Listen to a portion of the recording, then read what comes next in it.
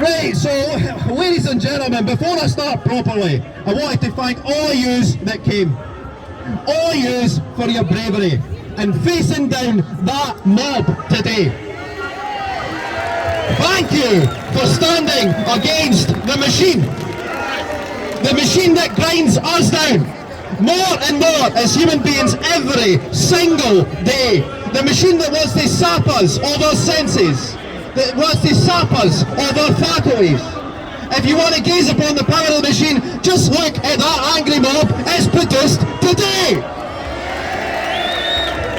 Useful idiots told when and where and whom to direct their anger at. Idiots. How many people in that crowd today do you think are being paid to be here? Hundreds. You want to know how many of us are being paid to be here today? Take a guess. Absolutely none. Zero. The machine fears us because we cannot be bought. They fear us because we have deep-rooted principles that will never be abandoned. Never. They fear us because we seek a better life for our children and will not stop fighting to build a better tomorrow for them. We're here today to make a physical stand against the sheer insanity of mass migration. Sheer unbridled insanity is what it is. It's societal suicide. And let's be honest, it stopped being migration a long time ago and it started to become an invasion a long time ago. Up and down the length of Britain.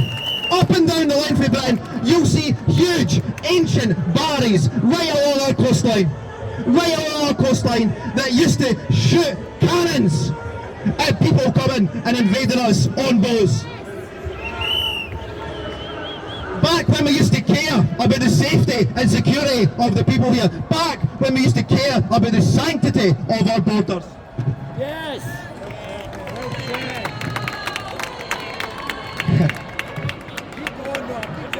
If we can't stop the boats, we do not have a country. It's as simple as that, ladies and gentlemen. If we cannot stop the boats, then we do not have a country anymore. It's an imperative that this ends. It's imperative.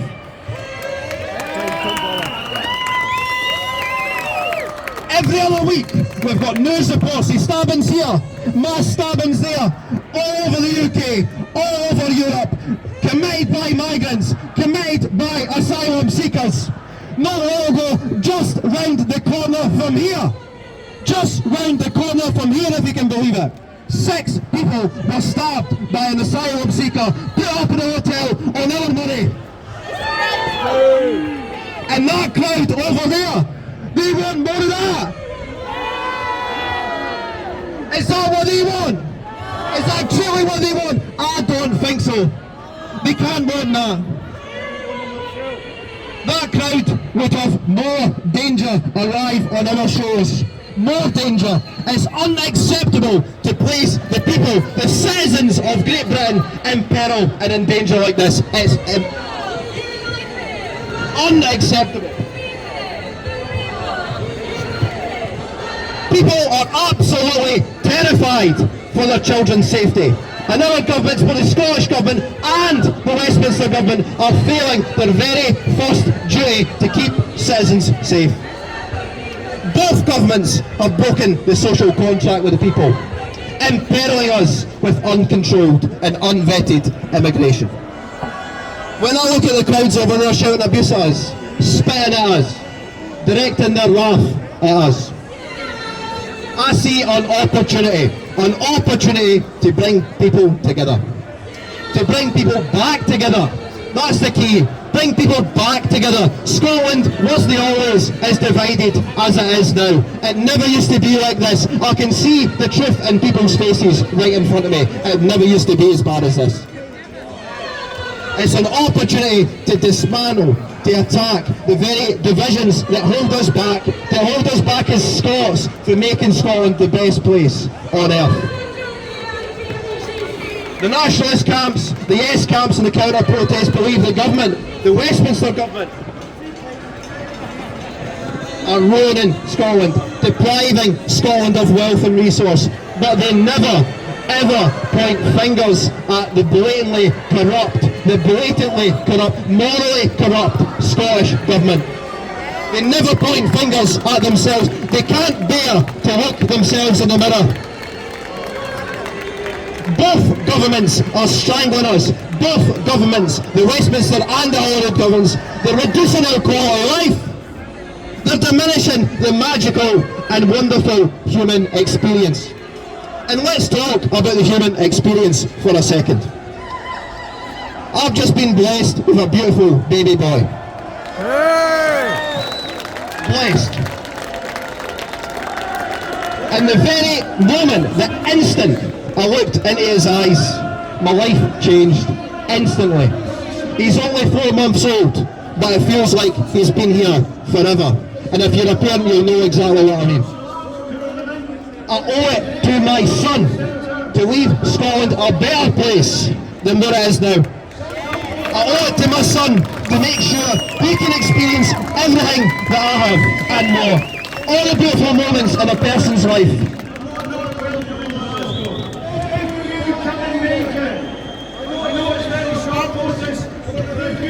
All the beautiful moments in a person's life.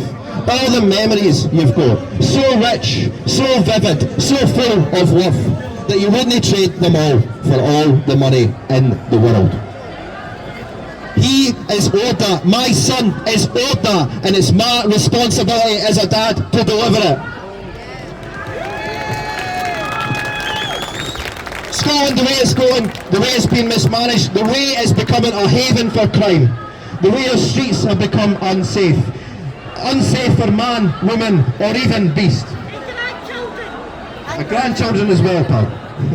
Everyone. The people in Scotland as well. The staggering levels of drug deaths we've got here. It's no wonder.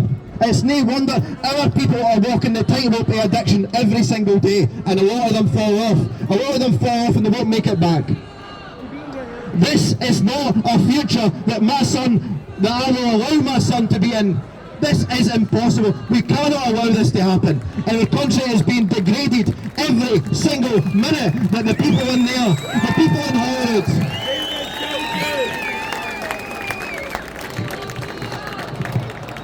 And I'll end with this.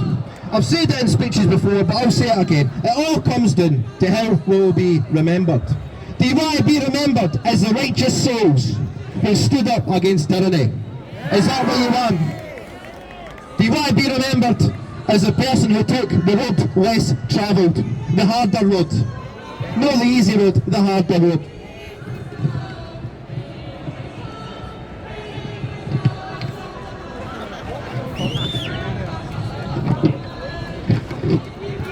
Do you want to be remembered as the man or woman who fought for a better future for your children? That's what it boils down to. That's what it boils down to. We are building a country that is safe and secure for our kids. That's imperative. That's priority number one. Do you want to be the person who saw through the government's lies?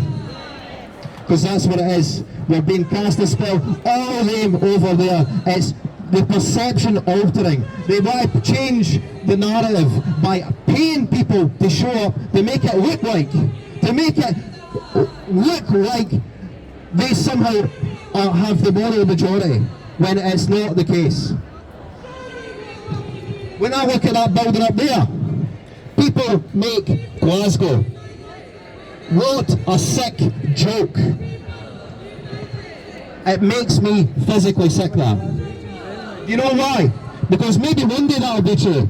Maybe one day people will make Glasgow, but at the moment it's simply untrue.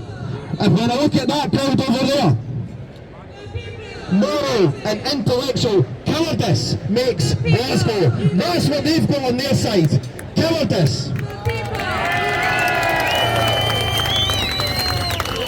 And what have we got on our side? Bravery.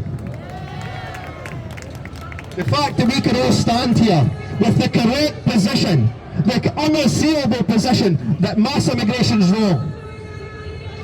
Everything that has happened in the face of this. And look at the level of pushback that we get. It's incredible. And I'll say it again, over on that side, people don't make Glasgow. On that side anyway, look at that side, it's cowardice, it's moral cowardice, it's intellectual cowardice that makes Glasgow on that side. And what have we got here? Bravery, strength, love, family. This is what we fight for, and this is what we'll continue to fight all the way up. We've got an election in 20 months to the day, I believe. We can't allow these corrupt, morally corrupt wastes of spaces to occupy the political positions of power in our country. It's not allowed. It shouldn't be allowed. We can't allow it to happen.